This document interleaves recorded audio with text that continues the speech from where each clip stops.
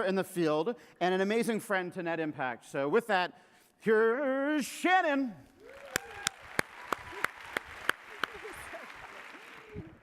Great job. Okay, welcome everybody. It's great to be here. So I was asked to talk about the self thing, and I think it was actually done pretty meanly by my team. And there's a couple of them here right now. And so let me tell you what I mean. First of all, I don't like to talk about myself.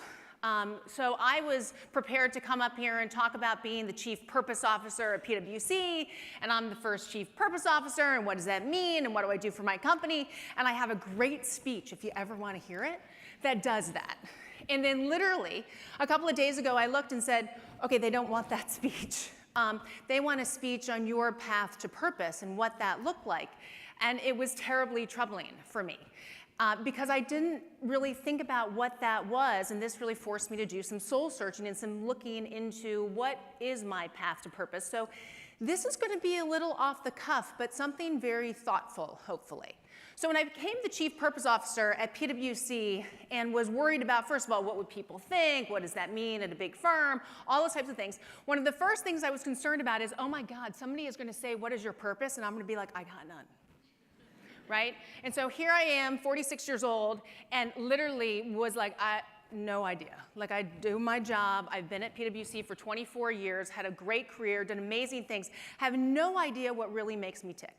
And so I do what we all do, right? When we're all trying to crack the nut and figure out what we should do, you know, as I'm running on the treadmill, I'm like thinking about what my purpose is. I have a 5-year-old son, I'm chasing him around, I'm like, oh, is my purpose this? As I'm out watching college football, huge sports fan, was this it? Having a glass of wine or two, thinking about my purpose, and something really funny happened. So probably more ladies in the audience will understand this than men, but I went one day to change my purse, right?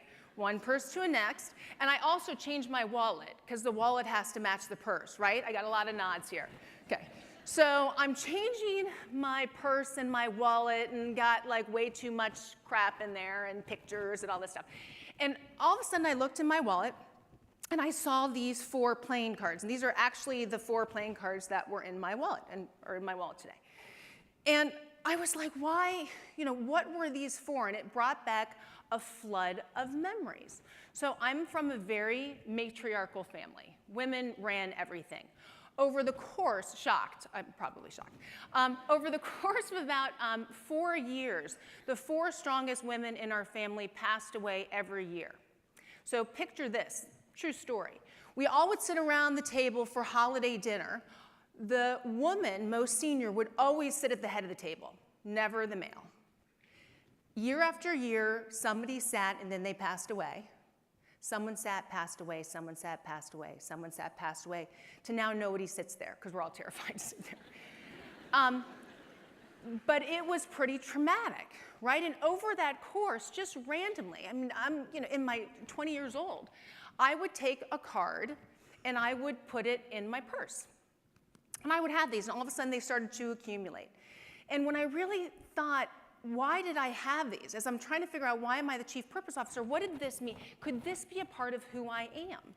And yeah, so the first card was of my mother, who passed away first, who was fierce. I mean, fierce. Incredibly well respected, worked very hard in a man's world, was a lobbyist, was disruptive as all get out, and believed she wanted to change everything, because nothing could be right. So you have to change everything. Again, lovely woman, but fierce. Second was my grandmother, and she was the one who was the convener. She had to make sure everyone was together. She wanted to make sure that if anyone was uncomfortable, that they got comfortable, to make sure that she would do things in the community to help and to really be there, but really that nurturer. My other grandmother was the grandmother who, you only need 1 pie for Thanksgiving, but she's got to bake 15. Right, so it was the one that stuffed you and wanted to make sure you had everything that you need. You felt that warmth of what she did. And she wanted to make sure that she did everything the same. So there were always 15 pies, but every year there were 15 different pies. She wanted you to have experience. She wanted to change things. And then the last card was for my aunt.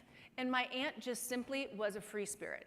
She was like, this whole world is an experience. And she was incredibly focused on what she wanted in a selfish way, but in a way that got you to understand that you matter. You as an individual, your choices do matter. And it's okay to say, what I want can come first sometimes. And she really instilled that. And so I started to focus on these cards and think about, so what collectively did that bring to me? Well, one of the things that I thrive on is being disruptive. I don't like things the same. I like change. I like change a lot. I think there's always a better way to do things, especially if I was involved the first time. Trust me, the second time will be better, right? And you want to keep changing until you get to something that is really good. And I also have this strong sense of what's right. What's right in the world? I want to do what's right and what that looks like. And so I take all these various different things that I think make me, and now I go back and say, what is my path to purpose? What did that look like? So when I graduated from college, the only thing that I wanted to be was the first play-by-play sideline sportscaster. The first female, it was going to be me 26 years ago. And look at it now, people. I was really there before anybody else was. Just didn't happen. But it was because I wanted to change the game. I wanted to change what that looked like. I wanted to be that person. Then I joined PwC, and I joined within human capital. And my focus, because I wanted to change the system. Because if you're a part of PwC and you're in human capital with 250,000 people, you can actually change something when you look at what our different policies are and what to do. Then I ran our Great Places to Work efforts at PwC because I wanted to change the culture. I wanted to see what the culture could look like differently if we were all into something together. Then I started corporate responsibility and sustainability at PwC because I was ready, because I wanted to change society. I wanted there to be a difference. Things had to look differently. And then I joined and started to run our CEO Action for Diversity and Inclusion because I wanted to be able to change behaviors. I wanted to be able to change biases that were out there and see what that would look like. And then finally, I'm in a place where here I'm the Chief Purpose Officer, and I realize that's because I want to change the why. I want to change why our company and others do the things that they do. I want them to be able to see there's other ways of getting to where we want to go, and a share price and return on investment and revenue. There's another way to get there that involves being able to couple that with what it looks like to work in society. So would I have changed any of the things that I did had I have known my purpose, had I have realized after carrying these cards for as long as I did what they meant? Would that have changed my decisions? Probably not, but I would have made them way faster. I would have understood why in an organization where people come to PwC and they stay in their time and grade, why I was in such a path that every 3 years I had to go to radically different departments, and why those choices actually made sense to me, but didn't make sense to anybody else, because I couldn't tell them why I had to be a change agent and disruptive and why that was making me tick. And so now at PwC, what I want to do is I want to make sure that our people can do that earlier. You shouldn't wait until you're 46 years old to actually reflect on why you are you, what your North Star is, why you are making the decisions that you should make. So we want to make sure that our people can leverage organizations like Net Impact, like Imperative, to find that earlier, but then simultaneously to be able to figure out what that means in working in an organization that has the reach and the scale that a PwC has. And so while we're working with the individual and saying, what is it? Why do you want to do it? Why do you want to feel the way you want to feel? And teasing that out and letting them explore that, looking very carefully at the firm saying, why do we do the things we do? Should we be doing them? Should we have the same business practices we always have had? Should we be adding practices? Should we be taking them away? Over the last 18 months, as we've asked these questions through the work of our people, say, now I understand my purpose. I understand that, yes, I love being a forensic accountant, but I want something more out of that experience. And so we have people in these practices that are creating new food security programs, that are being able to create new crisis management practices. They're actually putting their purpose as well as their technical skills together in order to meet the firm's purpose, which is to build trust and solve important problems, and they're doing it hand in hand. And so what I think is so important is to say some people, and when we first started talking about purpose at PwC, and I started realizing when you say the word purpose, people kind of think of it personally. Can't help it. You can't say purpose and think, oh, you're just talking about some large corporation's purpose, because many people don't think they have one. And our leaders very quickly said, oh my God, no. We can't talk about personal purpose, because if we talk about personal purpose, everyone is going to quit and they're going to join a nonprofit. So just help them to understand why our purpose is important, but don't talk about theirs at all. And so we brought people together and said, do you really want to leave? Like, I know you went to school for this long, but do you really just want to go to a nonprofit? And everyone was like, no. No, I really, like, I like what I do. I like the skills that I have.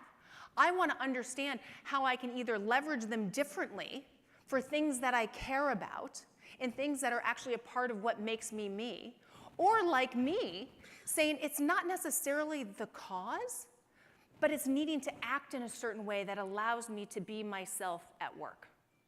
And what we found out is if you let people do that, they don't want to leave. They can do that inside, and they can realize the size and the scope and the resources that they have at an organization like PwC, and what then they're able to do there. One of the things that we know that has been truly amazing, and you should feel confident about, is over the past several years when we have worked with CEOs at the World Economic Forum and done a lot of surveys, CEOs believe purpose is incredibly important. They believe it's incredibly important. Now, the issue is although over 70% of them think it's incredibly important, only 34% of them are acting on that. That's a problem, right? That's something that we need to look at. But they continue to cite the need that it has to be more than what goal you have as far as your revenue, but what you want to do as an organization that will actually change you from being transactional in nature to being transformational in nature.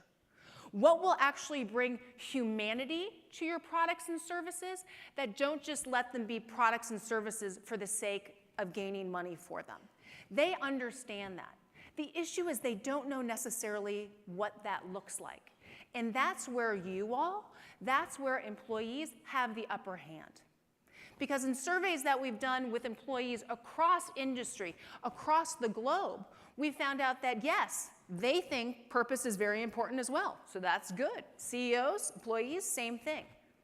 But while CEOs think it's important because they think it will continue to drive innovation, which it does, and it will continue to drive reputation, which it does, and also revenue, which it does, your employee wants to have it because they want to know that the hours that they spend are valuable, right? If you're going to be at work for 8 or 10 or 12 hours, I want to know something is happening. I want to know I'm not just there to be there and to look somebody in the face and then come back and do it the next day.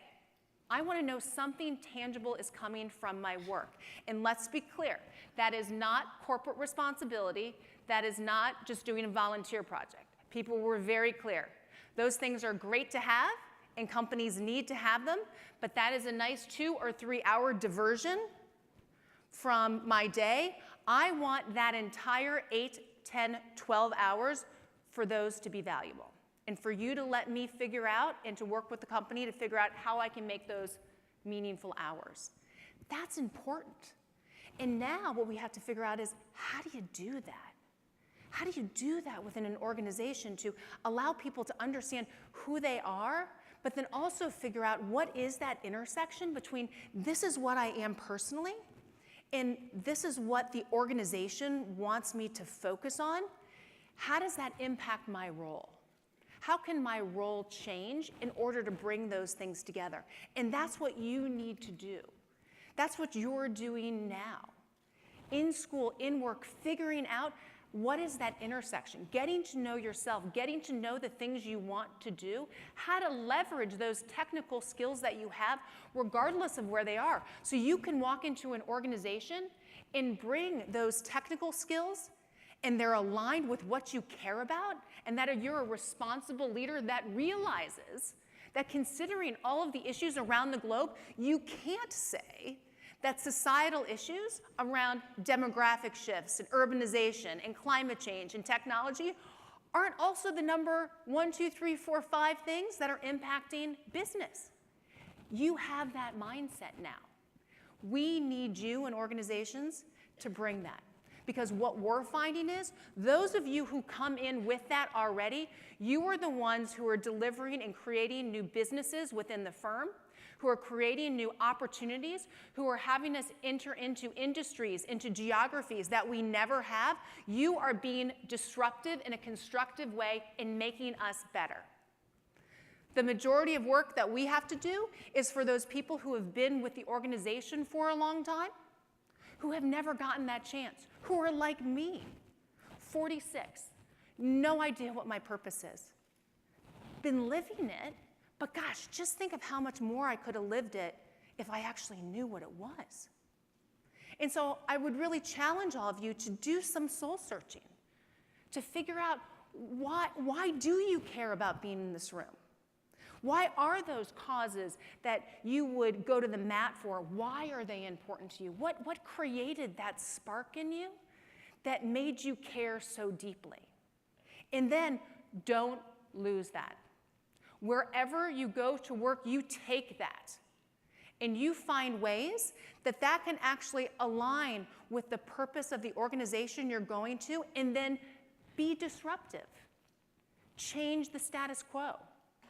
Make sure people hear you and hear what you're saying of, yes, you appreciate that if you're going to a for-profit, people want to make money and revenues, but that is not at the sacrifice for what simultaneously can be done for society. So I hope that you take this next couple of days to really not only network and to really understand the power that's in this room, because we in companies who have been around for 100+ years, we're counting on you. And we're counting on you to bring your authentic selves to us. And it's hard for us, it's hard for me to stand up and to try to be vulnerable to people who I don't know, but I know that'll make us better. I'm hoping it will make you better. And this is what's going to ultimately make the world better. So I applaud all of your efforts in spending this time, and thank you for letting me be here today.